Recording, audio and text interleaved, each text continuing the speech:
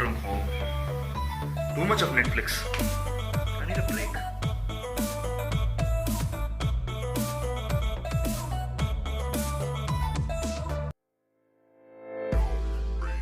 You are in the same situation? Now, many of us don't have maids coming to our homes, and pretty much I guess the house must be in a mess, or you might be cleaning it.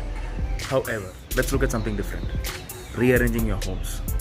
Something that can distract you for at least one day. You can look at some links that I've provided in the description below on some research articles that actually have established the fact that rearranging your homes has a psychological impact on your mood, on your stress levels, many more. There are a lot of helpful YouTube links that can guide you whatever you would want to move around. Whatever you think would give an innovative. It is up to your creativity.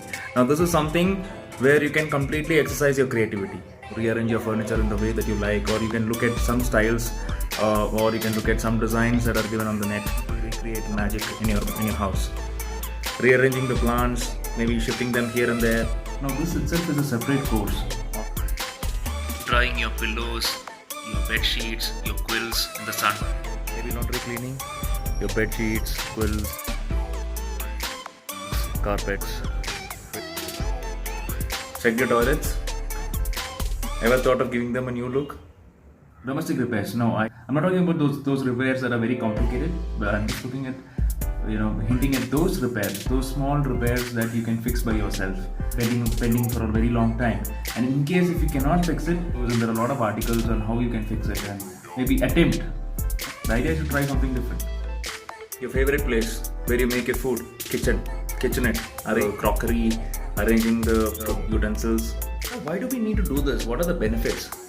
All these things, it enhances our creativity. It reduces the stress, declutters the mind, enhances your mood. It gives a new meaning to life.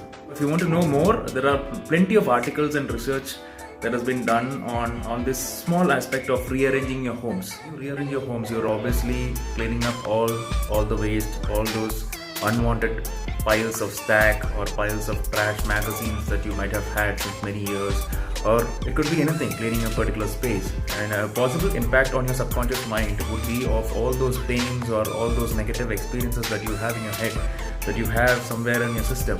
When you clear it, there is a subconscious cleaning that happens within your mind. So that is why it declutters your mind and it keeps your mind free. Let's give it a shot. Happy rearranging. Bye.